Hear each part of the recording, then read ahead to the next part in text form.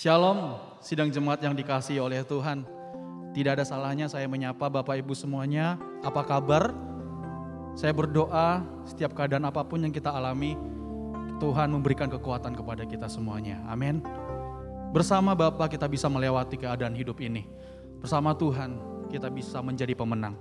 Asal kita tetap mau teguh berpegang, percaya kepada Dia. Kita akan memulaikan ibadah kita hari ini.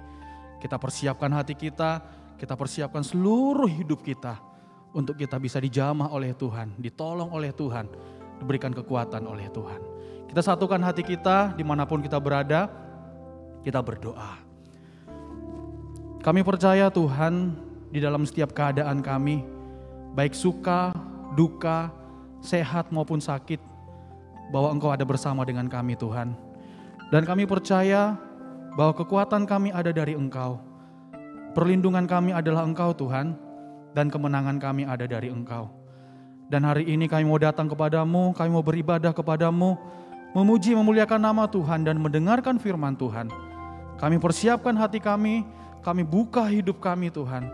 Biarlah Engkau menolong kami memuji mempersembahkan yang terbaik kepada Engkau Tuhan. Dan duduk tenang untuk mendengarkan firman-Mu. Terima kasih Tuhan, kami siap untuk beribadah hanya di dalam nama Tuhan Yesus Kristus. Amin. Bersamamu Bapa, ku lewati semua. Engkau ada bersamaku di setiap musim hidupku. Katakan dengan imanmu. Tak pernah kau biarkan ku sendiri, kekuatan di jiwaku, kekuatan di jiwaku adalah bersamamu ya Tuhan. Tak pernah ku ragukan kasih-Mu, bersamamu Bapa, bersamamu Bapa, ku lewati semua perkenanan-Mu yang teguhkan hatiku. Engkau yang bertindak, Engkau yang bertindak, memberi pertolongan. Anugerah-Mu besar, anugerah-Mu besar, melimpah bagiku. Kita sama-sama bangkit berdiri, kita pujikan dari awal. Tuhan ada bersama dengan kita. Yes.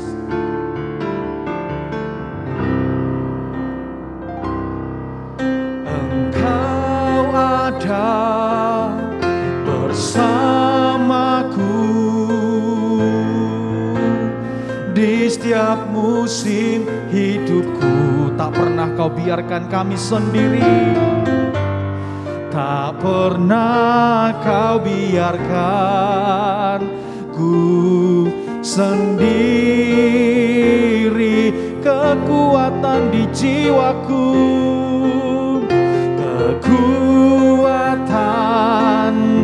di jiwa adalah bersamamu, adalah bersamamu.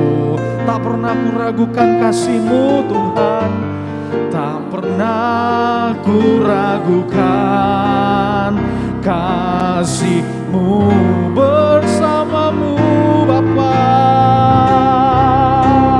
bersamamu Bapa, ku lewati semua, ku lewati semua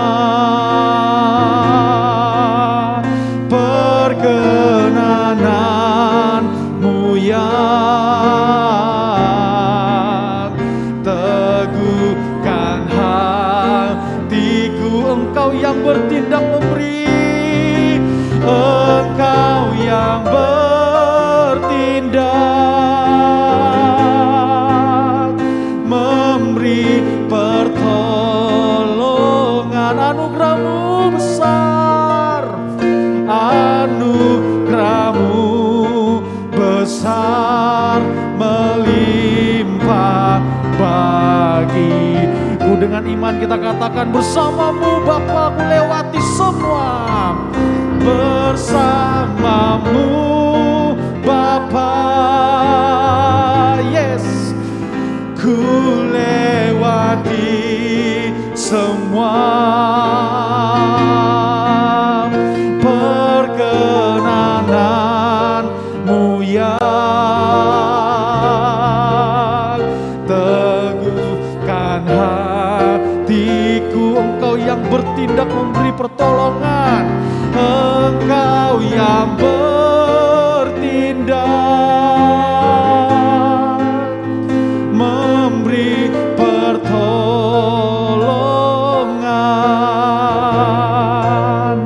Anugerah-Mu besar, melimpah bagiku. Anugerah-Mu besar, anugerah-Mu besar, melimpah bagiku. Anugerah-Mu besar Tuhan, anugerah-Mu besar, melimpah bagiku.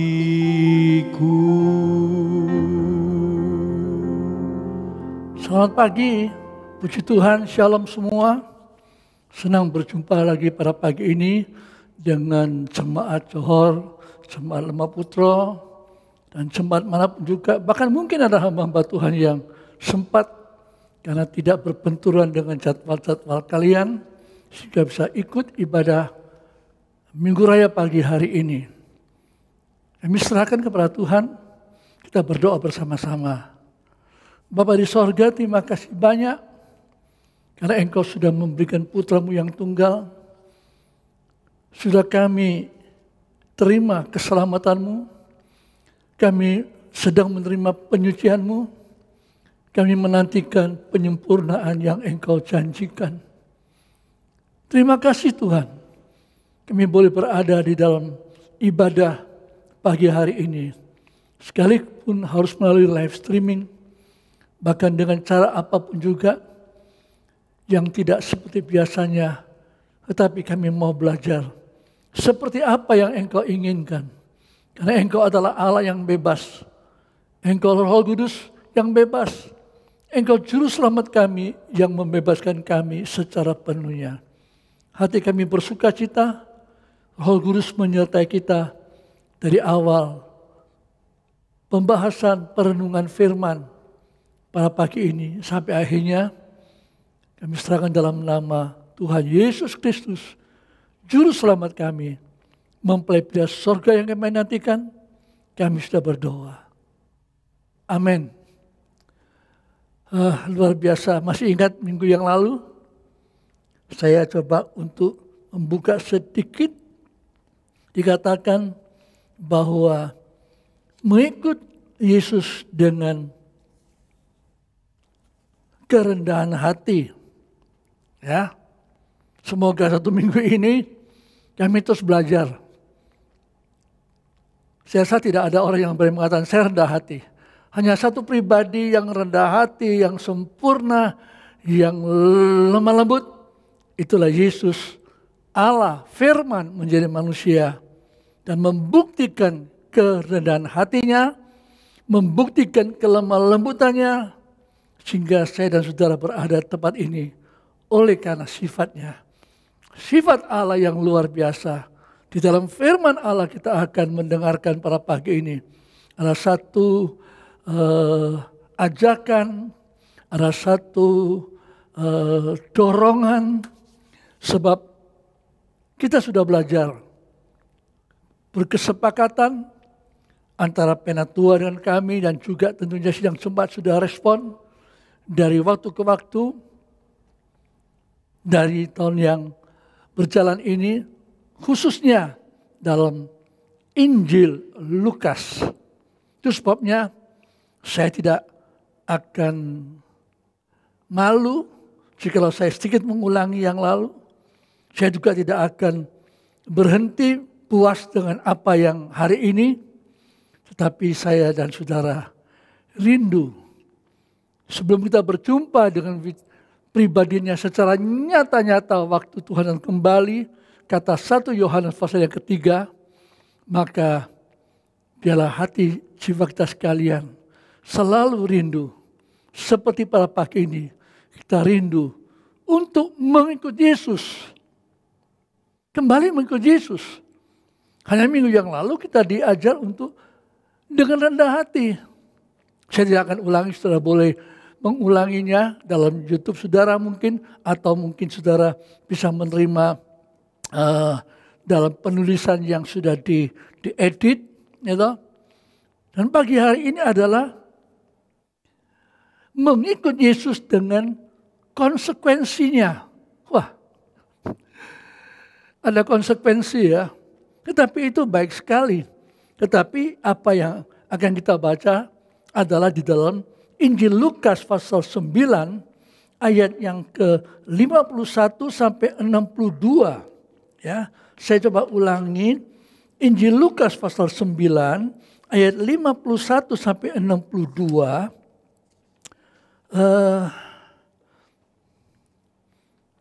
Tolong dibacakan tetapi tidak sepenuh dulu. Saya akan loncat ya. Setelah ayat 51, coba tolong dibacakan Lukas 9 ayat 51 sampai 62. Tetapi 51 dulu. Ketika hampir genap waktunya, Yesus diangkat ke sorga. Ia mengarahkan pandangannya untuk pergi ke Yerusalem. Ya, kita loncat ayat 57 sampai 62.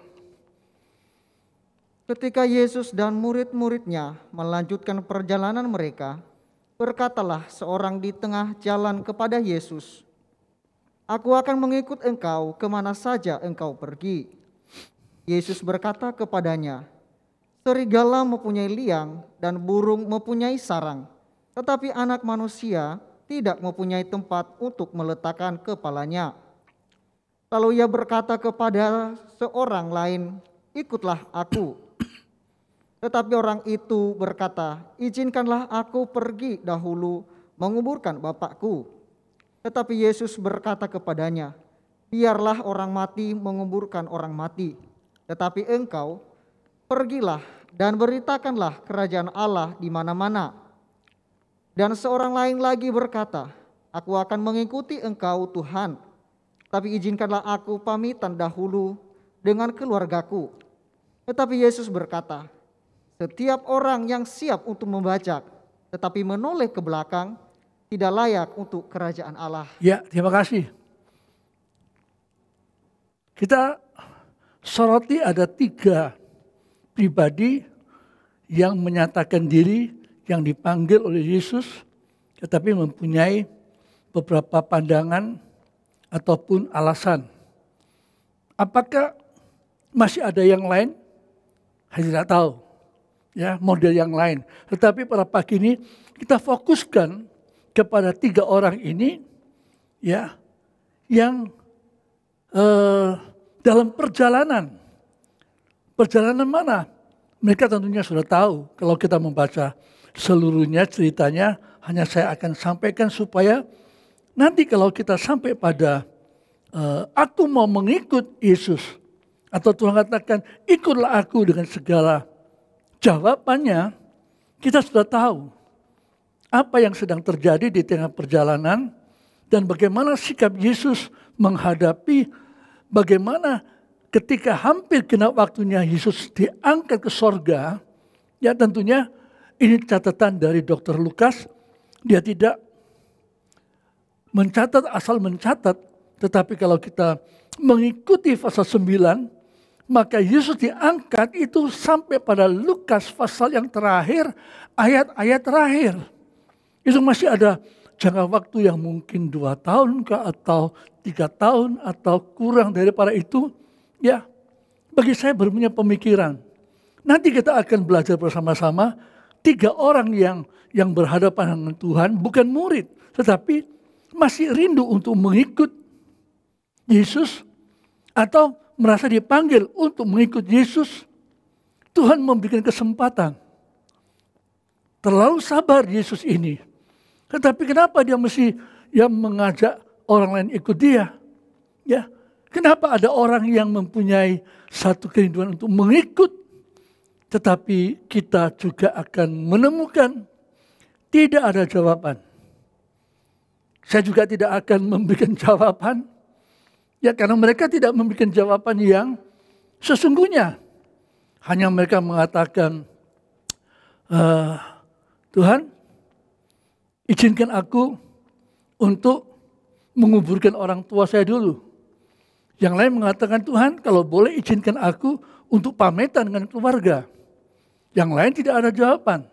Ya, lalu apa yang akan kita terima pada pagi ini? Cara mengikut Yesus dengan segala konsekuensinya. Ya. Mari saudara, saya akan ajak saudara sedikit apa yang kita atau saya temukan, bahwa istilah konsekuensinya adalah hasil dari apa yang kita kerjakan. Hasil apa yang kita tutur katakan. Hasil apa yang kita memikirkan, semuanya itu ciptaan Allah. Bahkan Allah sendiri menciptakan langit dan bumi mempunyai konsekuensinya. Waktu Allah mengatakan pada hari ke-6, pada kitab Kejadian pasal yang pertama, ayat terakhir, waktu Allah melihat, Allah Tritunggal tentunya, melihat semuanya begitu baik, luar biasa. Pada hari ke-7 Allah ingin masuk dalam perhentian. Ternyata terjadi kebalikan. Konsekuensinya jadi. Karena ada orang yang tidak konsekuensi dengan perkataan firman Allah yang harusnya dikonsekuensi oleh Adam dan Hawa. Kita lihat di situ. Mulai semua yang baik, mulai jadi tidak baik. Semua yang tidak baik akan menjadi baik dengan satu syarat. Kembali kepada apa kata firman Allah. Mungkin kita belum menjumpai hal-hal yang bisa menghalangi kita. Tetapi kita bisa melihat bahwa 3 orang ini yang kita sudah dengar pembacaan tadi ini, mempunyai banyak alasan yang mungkin juga pada pagi ini ya ada di antara kita. Mungkin saya bukan seperti orang itu, saya mau lebih cocok seperti orang ini karena saya punya alasan. Yang lain mengatakan, oh tidak, saya mungkin juga seperti seperti Ananias, seperti Yohanes waktu itu. Nah saudara, pada pagi ini kita lihat. Mungkin saya tadi katakan, saya tidak mau seperti orang itu. Saya lebih cocok orang ini untuk ikut Yesus. Kalau orang itu tidak konsekuen, saya mau seperti ini. Apakah memang benar?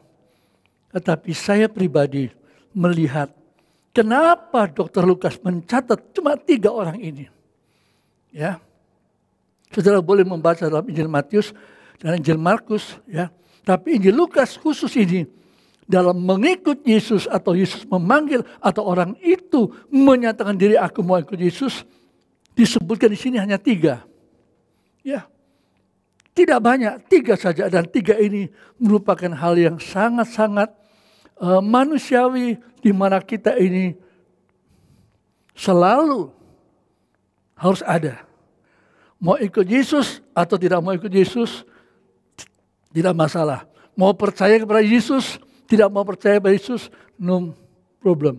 Tetapi 3 hal. Mau ikut Yesus, Konsekuensinya, tidak ikut Yesus juga ada konsekuensinya. Sebabnya saya dan saudara untuk menyiapkan diri. Waktu saya dalam persiapan, terima kasih buat doa saudara. Ini yang saya mencatat terakhir. Setiap apa yang kita lakukan, karena kita ciptaan Allah, maka segala sesuatu yang kita lakukan adalah segambar, serupa dengan Allah.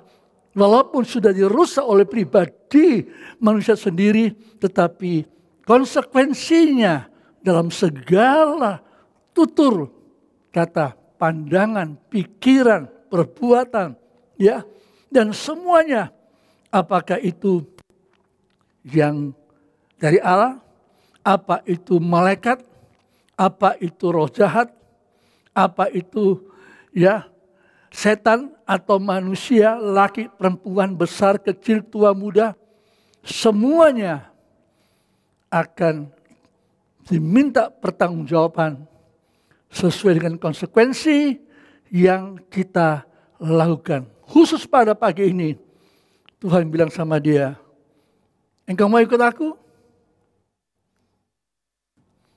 Aku tidak ada tempat untuk meletakkan kepalaku loh. Ini salah satunya. Ya, kita mau ikut, kita mau tolak, nanti saudara akan mendengar lebih jauh. Saya rindu supaya 3 model ini juga kita katakan Tuhan, itu ada padaku. Kalau engkau tidak menolong aku, mungkin aku bisa terhambat di dalam mengikut kepada engkau. Bayangkan saudara, waktu itu Yesus sampai kena waktunya akan diangkat. Tetapi dia mempunyai fokus Yerusalem. Dia mempunyai fokus memberikan pengorbanan yang tertinggi hanya ada di Yerusalem. Bahwa Yesus tahu dia akan diangkat ke sorga. Tapi pandangannya ke Yerusalem. Waktu itu dia di luar Galilea, di luar Samaria. Maka Alkitab saya dan saudara mengatakan, kita tidak baca, tapi saya hanya sampaikan, Tuhan mengutus beberapa orang muridnya untuk menuju ke salah satu kampung di Samaria. Untuk meminta orang Samaria menyiapkan, mungkin cukup jauh perjalanan.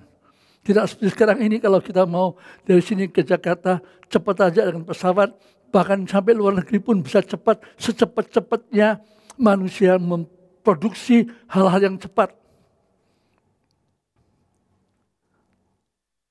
Tetapi kita lihat peristiwanya, karena Yesus memandang ke Yerusalem, dan murid-muridnya berkata kepada orang Samaria, guru kami akan ke Yerusalem, akan singgah di kampung saudara. Tolong sediakan losmen mungkin, tolong sediakan hotel mungkin, tolong sediakan rumah mungkin. Jawabannya, kami tidak mau terima. Karena gurumu menuju ke Yerusalem. Kami orang Samaria tidak ada hubungan dengan orang Yahudi. Masih ingat dalam Injil Yohanes pasal yang keempat? Di mana Yesus meminta air dari seorang perempuan Samaria, maka terjadi dialog yang kita ketahui sebenarnya mereka tidak pernah hubungan. Di sini terang-terangan mereka tidak mau. Apa jadi? Ikut Yesus itu bagus. Ikut Yesus 12 rasul tidak salah pada awalnya. Tetapi hati mereka belum mengalami penyucian. Ini manusiawi saudara. Tuhan mau kita ikut dia. Kita mau ikut Tuhan. Tapi tahu enggak saudara, bahwa kadang-kadang kita punya pandangan, kita punya penerimaan, kita punya pengertian tentang Yesus yang menuju ke Yerusalem. Dan untuk menghadapi penganiayaan, mereka tidak tahu Mereka hanya tetap mengira guru mereka harus dihormati, harus disanjung karena ada banyak mujizat, karena ada banyak kuasa, setan-setan ditaklukkan dan semuanya manusiawi. Daripada muridnya berpikir demikian, langsung Yohanes dan Yakobus mengatakan, "Guru, orang-orang itu kurang ajar. Sudah bukan Yahudi asli, masih macam-macam guru. Bagaimana? Maukah engkau meminta kami untuk menurunkan api, untuk menghanguskan mereka?" Saya bacakan, ya. Di sini ayat 55, ya. Akan tetapi ia berpaling dan menegur mereka. Lalu mereka pergi ke desa yang lain. Ini tulisan dalam bahasa Indonesia. Tapi di dalam bahasa Mandarin, dalam King James, menyatakan demikian. Saya bacakan supaya saudara tahu. Tetapi ia berbalik dan menghardik mereka. Menghardik Yohanes, menghardik Yakobus saudaranya. Dan berkata, "Kamu tidak tahu roh macam apa kamu ini. Karena Anak Manusia datang bukan untuk menghancurkan hidup manusia, tetapi untuk menyelamatkan mereka." Dan mereka pergi ke desa lain. Saudara, kita harus bisa belajar. Ya, kadang-kadang kita ikut Yesus itu enak sekali. Disanjung sini, diterima sini, diberikan jaminan, diberikan ini. Andai kata sekali-kali kita tidak disambut, kita ditolak.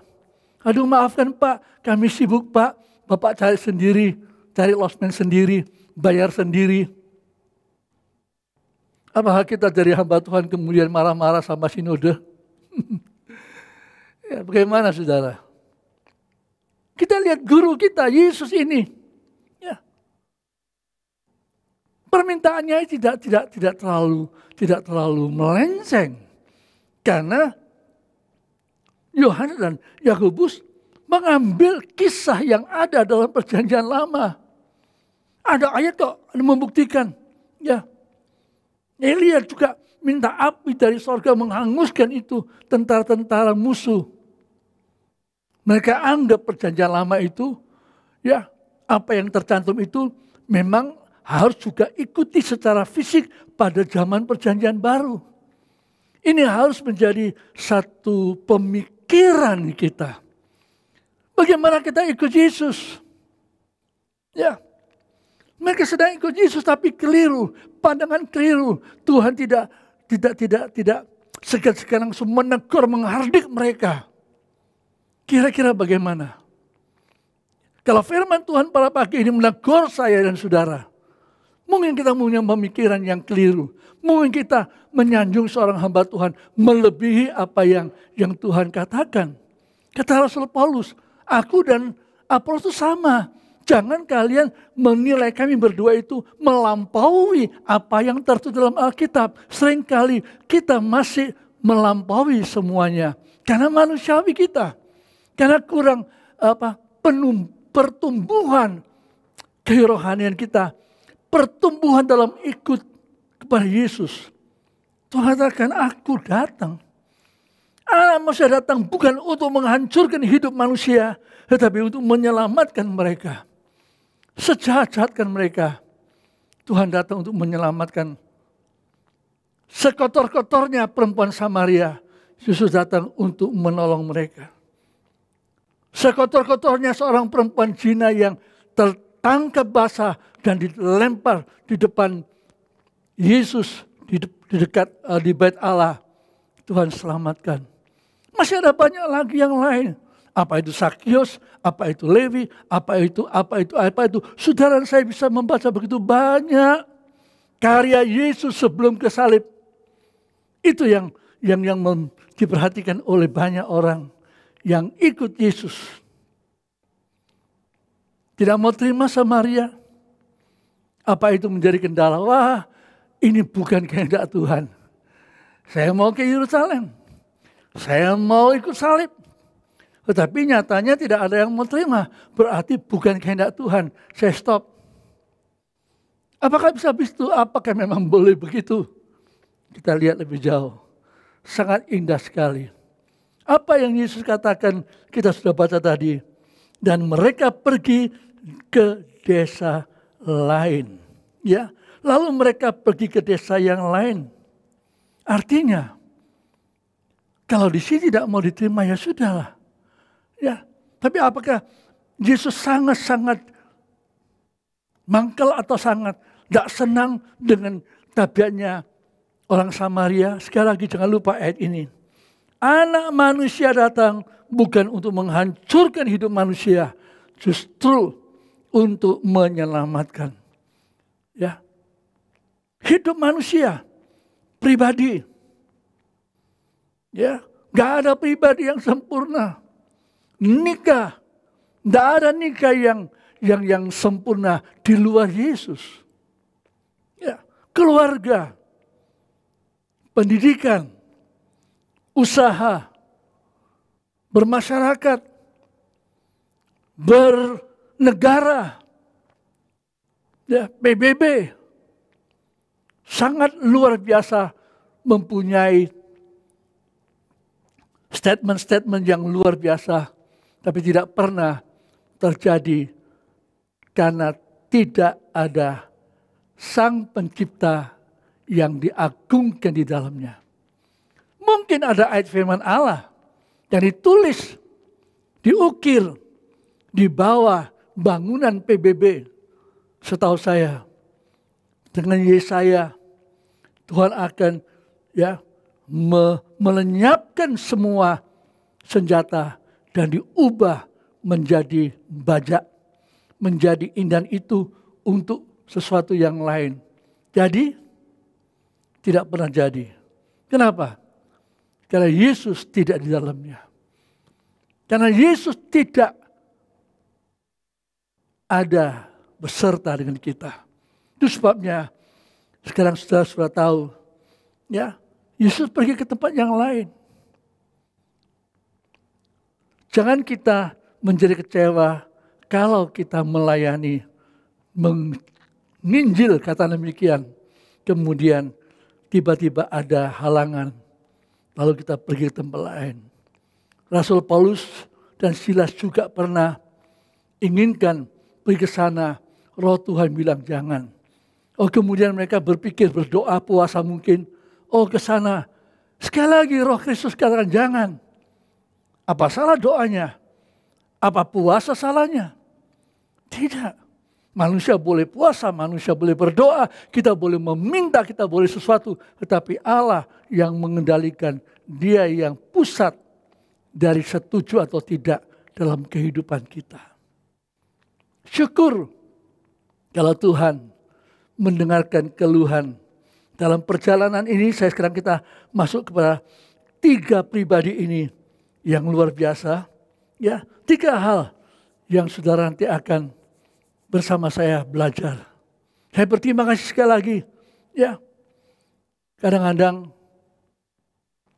kita lupa satu. Semoga tidak pernah lupa lagi. Karena Dia berkata, ya, ketika Yesus dan murid-muridnya melanjutkan perjalanan mereka, berkatalah seorang di tengah jalan. Jadi bukan di tempat khusus, ya, bimbingan, dan lain sebagainya. Tiba-tiba nyelonong ada orang mengatakan, dia mengatakan, aku akan mengikut engkau kemana saja engkau pergi. Luar biasa. Suatu pengikutan yang tanpa reserve. Suatu pengikutan yang tanpa neko-neko. Kalau begini baru saya mau ikut. Kalau begitu saya baru mau ikut. Tidak. Malah dia mengatakan, aku akan mengikut engkau kemana saja engkau pergi. Kemana saja. Ke gunung? Oke. Ke lembah? Yes. Mengarungi lautan? Ya. Di rumah? Atau di losmen? Atau di pinggir jalan?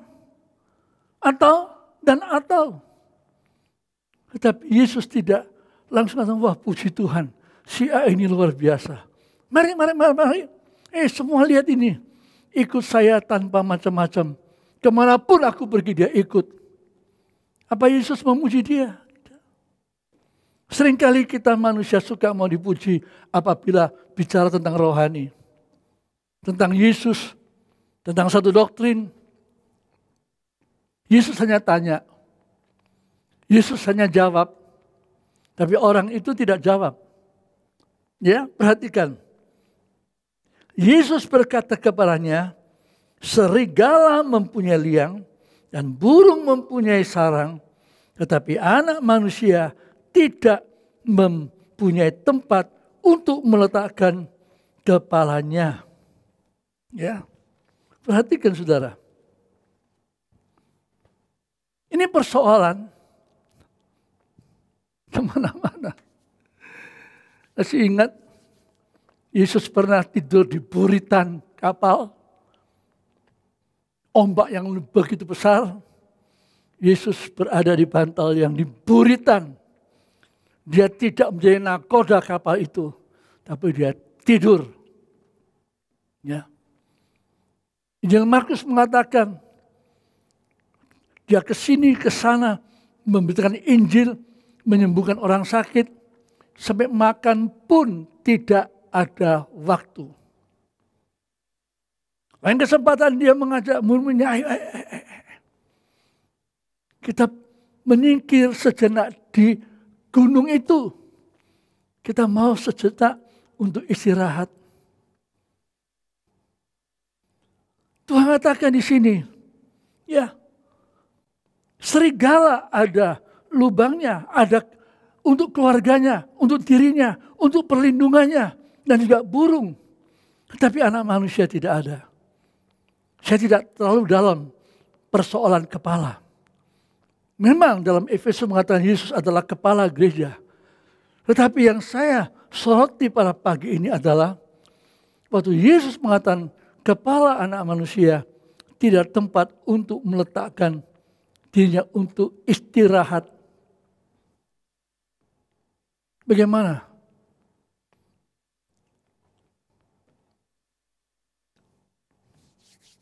Ini persoalan sandang pangan. Mau ikut Yesus? Siap. Persoalan sandang pangan. Persoalan apa saja? Ini saya punya keyakinan, saya menyelidiki, saya memperhatikan. Sedikit kesaksian. Saya tidak berani banggakan diri. Tapi saya memuji Tuhan. Tuhan mengizinkan kami satu keluarga mengalami. Waktu kami menikah, kamar saya, Tuhan berkati liwat orang tua saya, mempunyai ya perabot-perabot tempat tidur, lemari semuanya itu sebesar 1 juta pada tahun 65. Lengkap semuanya. Waktu saya menikah, begitu enaknya. Begitu nyamannya. Tapi tahun 69, Tuhan memanggil saya berangkat ke Irian. Kami tidak tahu apa-apa. Singkat kata kami menyerah. Kami yang tidak pernah naik kapal yang besar sebesar itu. Ya, Oriental Queen waktu itu, kapal Jepang, besar sekali. Kami tidak pernah hal itu. Saya, istri, dan satu anak, Ivan masih tunggu di Surabaya, dan yang lain berangkat. Baru pertama kali kami tidur di atas dek, bukan di kamar tidur saya yang nyaman.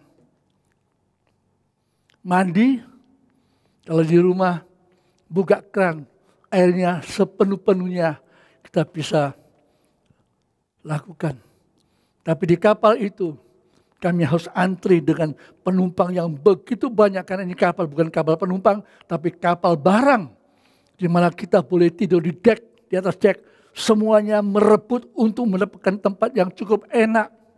Ya, kita buka ya terpal-terpal itu, kita tidur kepala ini di atas terpal yang kotor.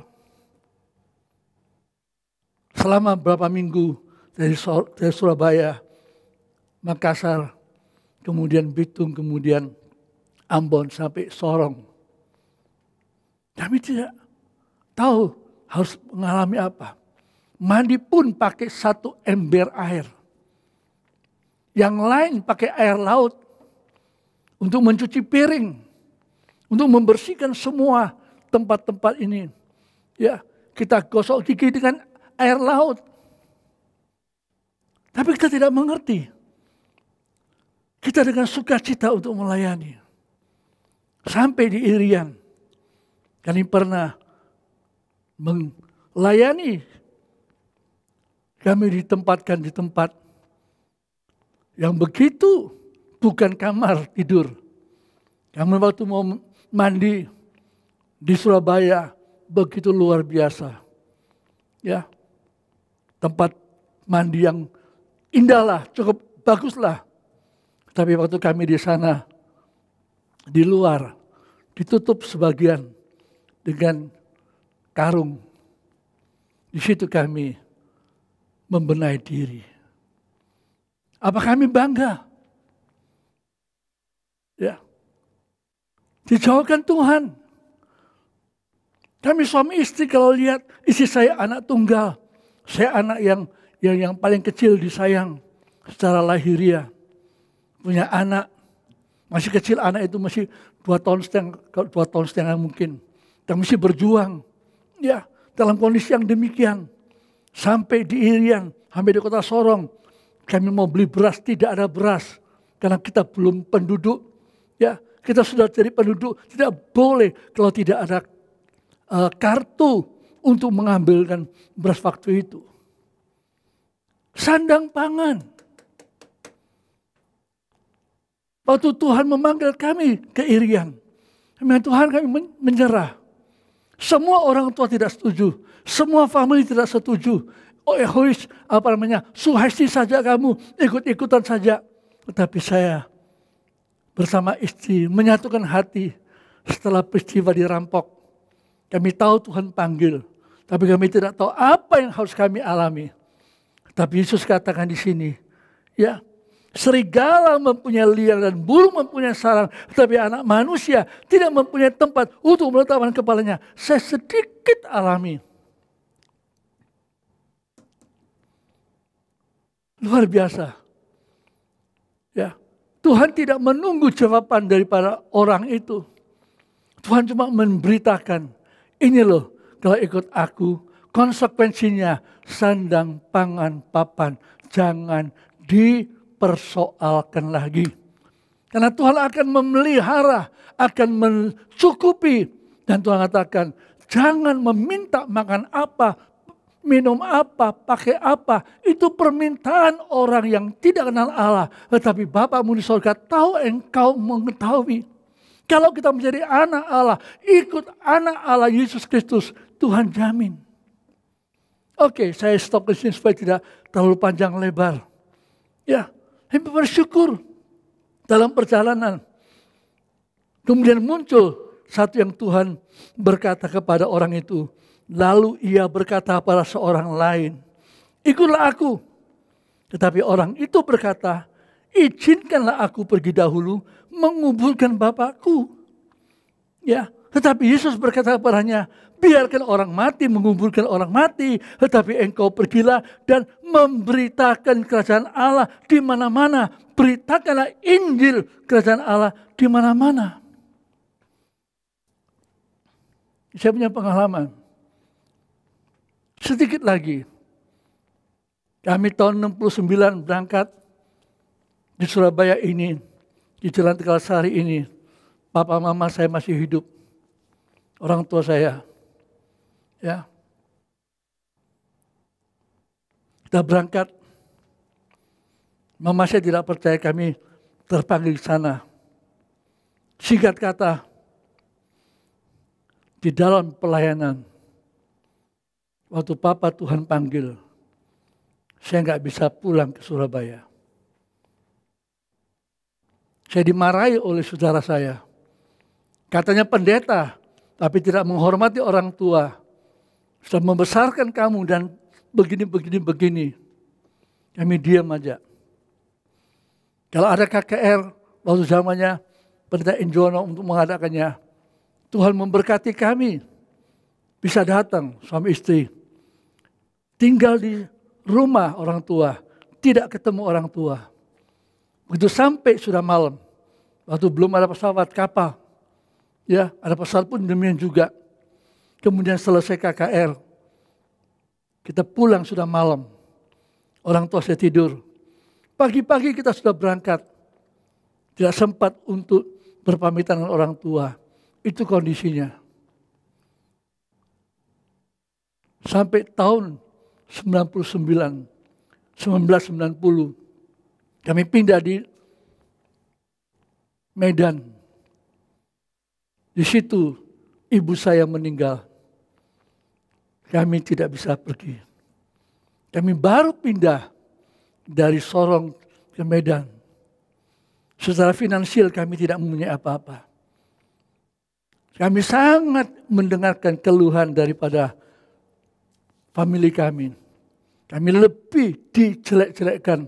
Seorang pendeta tidak menghormati orang tua. Tetapi saya bersyukur bahwa seorang imam, orang Lewi, memang mempunyai ciri-ciri khasnya. Dia tidak kenal orang tua. Dia tidak kenal saudara-saudaranya. Dia tidak kenal anaknya. Artinya pelayanan bukan dengan emosional, perasaan. Tapi melayani oleh karena korban Kristus. Melayani oleh karena pentabisan daripada Tuhan. Ya bukan kurang ajar sama orang tua. Tapi kalau Tuhan izinkan. Ya ada hal yang lain. Orang tua, mertua saya, suami istri. Mengikut kami dari Surabaya ke Sorong. Kemudian sampai di Medan. Dan Tuhan panggil beliau berdua di Medan. Dan kami yang melayani dengan baik. Terjadi keseimbangan yang luar biasa. Ya. Bagaimana dengan kita? Ya, apa kita sibuk dengan adat istiadat? Mesti begini. Kalau sudah meninggal nanti 40 hari, nanti 100 hari, nanti 1000 hari, nanti kita mesti belajar. Ya. Kalau kita mau ikut Yesus, kita mau ikut Tuhan, sungguh-sungguh. Kenapa Tuhan katakan biar orang mati itu. Tapi kamu pergilah memberitakan Injil kerajaan Allah. Kenapa? Injil kerajaan Allah itu hidup, bukan mati. Firman Allah bukan firman yang mati. Tapi firman Allah adalah menghidupkan yang sudah mati. Kita harus menyampaikan firman yang hidup. Firman yang berkuasa.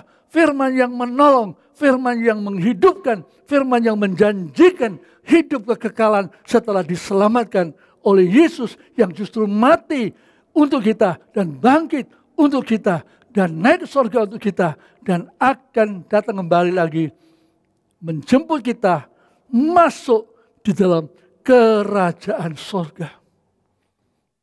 Ini yang kedua. Apa yang ketiga? Ya, coba saya bacakan. Dan seorang lain lagi berkata, aku akan mengikut engkau Tuhan. Tetapi izinkanlah aku pamitan dahulu dengan keluarga itu, keluargaku. Tetapi Yesus berkata, setiap orang yang siap untuk membajak, tetapi menoleh ke belakang, tidak layak masuk untuk kerajaan Allah. Selesai. Yang ketiga. Saya gemetar. Pada yang ketiga ini Tuhan tekankan. Kepada orang yang mau pamitan dengan keluarga dulu. Sangat kuat erat hubungan kekeluargaan. Ya, lebih kuat daripada masuk surga. Lebih kuat daripada masuk kerajaan Allah. Karena itu Yesus sangat menekankan di sini. Setiap orang yang siap untuk membajak tetapi menoleh ke belakang tidak layak untuk kerajaan Allah atau tidak layak masuk kerajaan Allah. Saya pikir-pikir Tuhan, kenapa? Sandang pangan Tuhan pelihara. Ya, tugas kita adalah memberitakan Injil kerajaan Allah. Yang ketiga, jangan sampai kita tidak masuk di sini, kata Rasul Paulus. Aku memberitakan Injil kerajaan sorga. Karena kami ingin supaya mendapatkan sesuatu yang baik dari di dalamnya.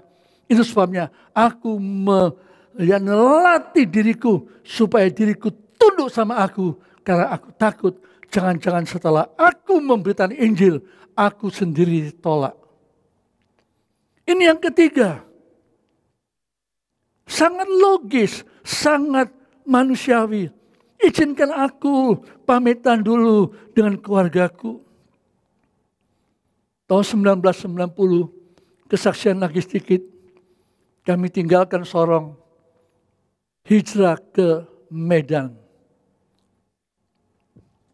Ada masalah? Tidak. Kami 21 tahun bersama jemaat di Sorong khususnya dan di Papua pada umumnya. Kami sudah terikat begitu rupa seperti keluarga. Begitu rupa, baik secara jasmani, secara apa, dalam tanda petik, keberhasilan yang bisa dilihat kasat mata sangat nyata. Tetapi waktu Tuhan izinkan memanggil almarhum Pendeta Injono, lalu Pendeta Pong Dongalemba almarhum, harus menggantikan beliau di Sorong, di Lemaputro dan yang ada di Johor. Tidak ada orang yang panggil, tidak ada orang yang berbicara. Tapi kami suami istri merasa ada beban yang berat untuk harus pergi ke Medan, meninggalkan penggembalaan. Dan ketua umum saya sebagai gereja Bethel, gereja Pantekosta di Papua waktu itu meninggalkan. Mereka semua mengatakan baik saudara pribumi maupun dari yang lain. Apa salah kami? Sehingga Bapak Gembala Pendeta Porfiriono sekeluarga mesti meninggalkan kami untuk pindah ke Medan. Salah apa kami? Saudara, kalau saya mau bertahan, memang ada alasan. Karena kami semua sudah berpikir bahwa kami sudah mantap di Papua, maka seumur hidup sampai Tuhan datang, kami di Papua. Tapi Tuhan katakan, ikut aku. Ya, ada masalah? Tidak ada masalah. Semuanya begitu baik. Ya, semuanya begitu indahnya dan kami harus berangkat. Saya tanya Tuhan, apa Tuhan? Alasan apa Tuhan? Ayat ini yang tadi saya baca. Tolong Filipus baca ulang sedikit. Di dalam Injil Lukas pasal 9 ayat yang ke-61 dan 62. Dan seorang lain lagi berkata, aku akan mengikut engkau Tuhan. Ya. Tetapi izinkanlah aku pamitan dahulu dengan keluargaku. Terus?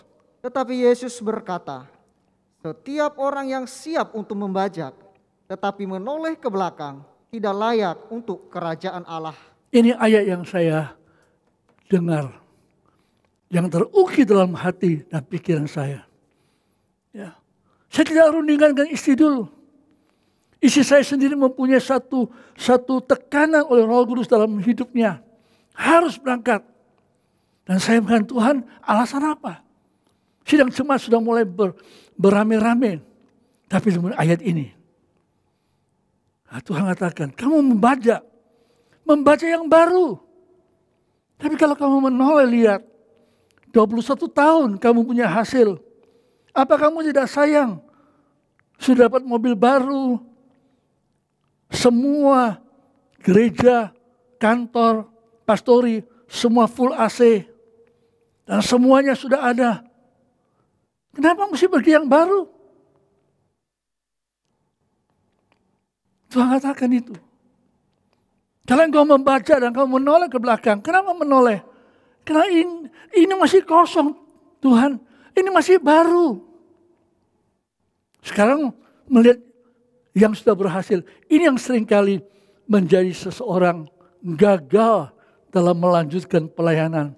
Hilang visi dan misi tentang Injil salib Kristus karena dia mengingat itu. Tolong dibacakan dalam surat Filipi pasal 3. Surat Filipi pasal yang ketiga.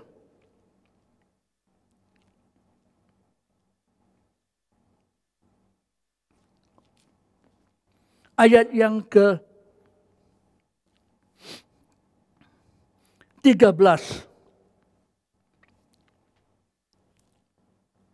Saudara-saudara, Ya.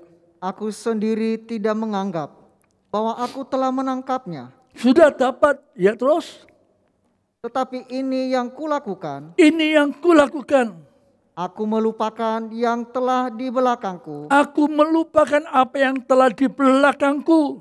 dan mengarahkan diriku kepada apa yang di hadapanku. Ya terus. Dan berlari-lari kepada tujuan Lari pada tujuan. untuk memperoleh hadiah, Memperoleh hadiah. yaitu panggilan surgawi Yaitu panggilan surgawi. Dengar baik-baik. Panggilan surgawi terus. dari Allah dalam Kristus Yesus. Dari Allah dalam Kristus Yesus. Dan seterusnya sudah boleh baca. Mungkin seolah-olah ibadah pagi ini hanya diperuntukkan oleh seorang hamba Tuhan. Oke. Terserah bagaimana saudara menanggapi, menerima Injil Lukas pasal 9 ayat 51 sampai 62. Kita tidak dapat jawaban. Sudah cuma dengar jawaban saya. Tapi ini jawaban saya beda dengan jawaban saudara. Juga jawaban atau pertanyaan yang lain. Ya, kenapa mesti menoleh ke belakang? Maka tahun 99 kami berangkat, tahun 1990. Kami mempunyai kekeliruan. Yang pertama waktu kami dari sini tahun 9 pindah ke Papua. Kami suami istri dan keluarga sudah mantap seumur hidup di Papua. Tuhan katakan, tidak. Kamu harus pindah di Medan. Setelah di Medan 13 tahun.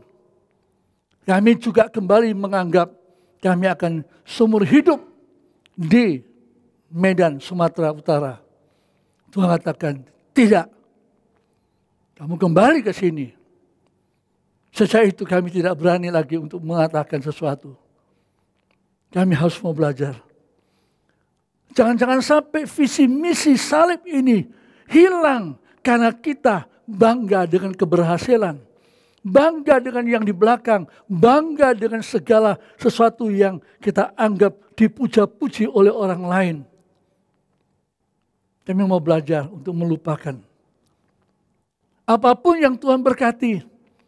Ya, Tuhan kita tidak ucap syukur, tetapi jangan itu menjadi berhala kita. Itu menjadi alasan kita untuk tidak boleh ke sana, tidak boleh ke situ. Untuk kemudian kita tidak ingat akan kemurahan Tuhan.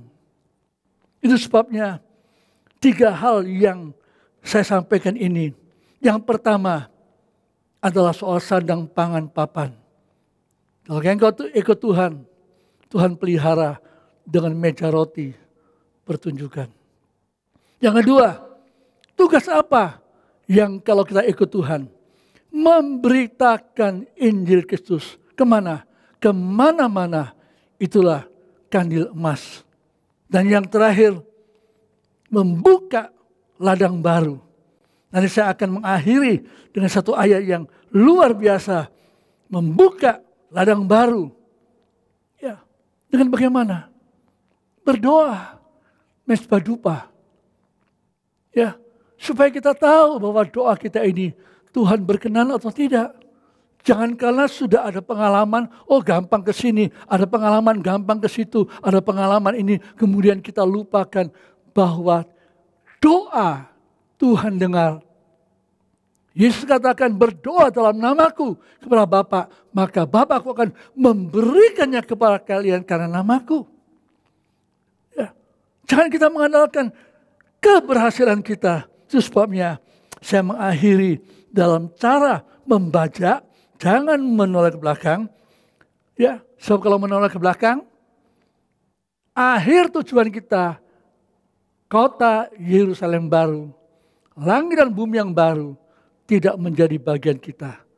Tetapi kalau kita membuka ladang baru dengan menuju ke depan, apa yang kita kerjakan? Kita buka di dalam Hosea pasal 10. Ya. Sekalipun kita harus membaca keseluruhannya, tetapi saya ajak saudara membaca beberapa ayat, mendorong saya dan saudara. Hosea pasal yang ke-10, ayat yang ke-12.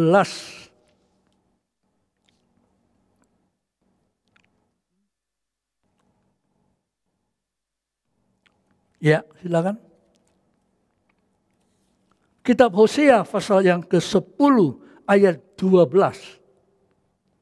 Menaburlah bagimu sesuai dengan keadilan, menuailah menurut kasih setia, bukalah bagimu tanah baru. Bukalah bagimu tanah baru.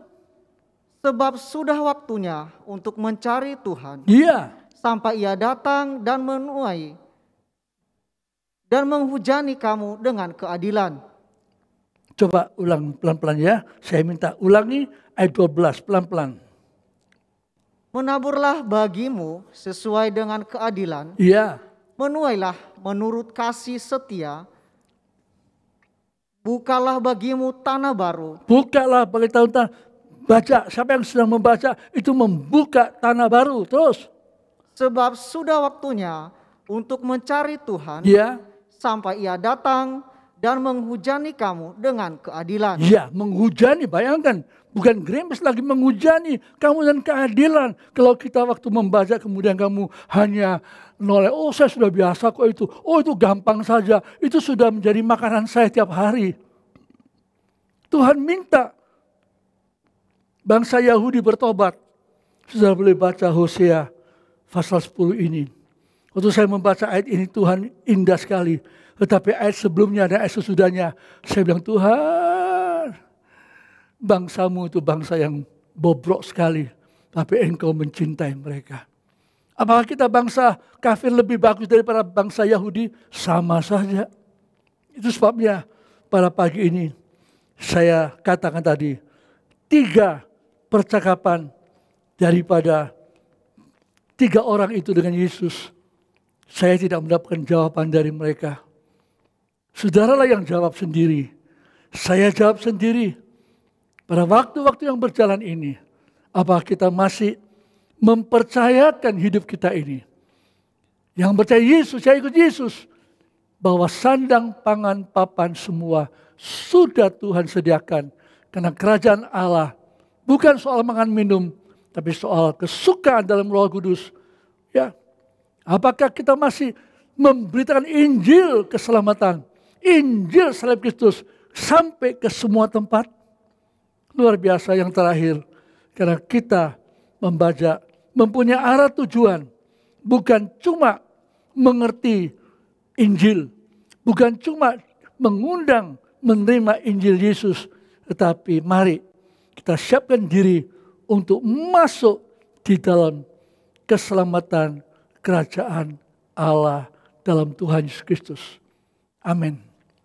Saya ingin menyanyi sebuah nyanyian. Nyanyian lama. Mengikut Yesus keputusanku. Saya rasa pertama kali jangan terlalu cepat dulu. Ya, supaya ayat 1 bisa lebih pasti dulu. Setelah itu kita menyanyi agak ya semangat dan berapi-api begitu. Ya, silakan intronya dulu.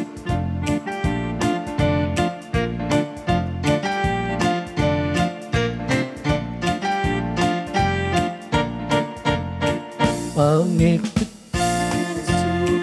keputusan mengikut Yesus, keputusanku. Mengikut Yesus, keputusanku, ku tak ingkar. Ya, tadi apa itu? S, C, D. Kurang tinggi ya. Kita main S saja enggak? Ya, silakan intro. Mengikut Yesus, keputusanku. Mengikut Yesus, keputusanku. Mengikut Yesus, keputusanku. Ku tak ingkar, ku tak ingkar. Dua. Biar sendiri ku tetap ikut. Biar sendiri ku tetap ikut. Biar sendiri ku tetap ikut. Ku tak ingkar, ku tak ingkar. Tiga. Hilang semua, tetap mau Yesus. Hilang semua, ku tetap mau Yesus. Katakan, hilang semua, tetap mau Yesus. Dia milikku, dia milikku. Luar biasa, enak dinyanyikan, dipercepat, dilengkapi musik. Wah, lebih semangat. Tentunya mohon pertolongan Tuhan. Roh Kudus yang Tuhan berikan kepada kita, mampukan kita untuk ikut Tuhan. Tidak risaukan sandang, pangan, papan, karena Tuhan telah pelihara kita. Kasih tahu orang lain yang belum punya Yesus, yang masih bingung dalam segala masalah manusiawinya. Kenalkan Yesus, kenalkan pribadi Yesus yang luar biasa ini. Ya, jikalau kita sudah mulai ada ketakutan, ada rintangan, ada halangan, katakan ikut Yesus dengan baik-baik. Terima kasih. Saya merasa lagu ini masih rendah buat saya. Tadi main apa? Bisa naik lagi satu? Ya. Ayo kita semua berdiri.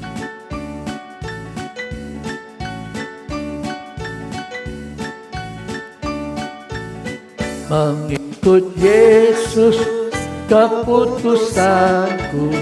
Mengikut Yesus, keputusanku. Mengikut Yesus, keputusanku. Ku tak ingkar, ku tak ingkar. Dua. Biar sendiri ku tetap ikut. Biar sendiri ku tetap ikut. Amin. Biar sendiri ku tetap ikut. Ku tak ingkar, ku tak ingkar. Ayat yang ketiga tidak gampang. Tetapi kita tahu Yesus hilang semua. Bahkan nyawanya pun diberikan kepada kita. Tetapi apakah Yesus hilang semuanya? Tidak. Siapa yang kehilangan nyawa karena aku, dia akan memperoleh nyawa kekal selama-lamanya bersama aku. Itu sebabnya ayat yang ketiga saya minta ya agak sedikit lambatkan dia punya tempo supaya kita bisa menyanyi sambil berdiri, supaya kita menyerahkan hidup kita kepada Tuhan. Karena hilang semua karena Yesus, justru peroleh sepenuh-penuhnya dari Yesus. Ya.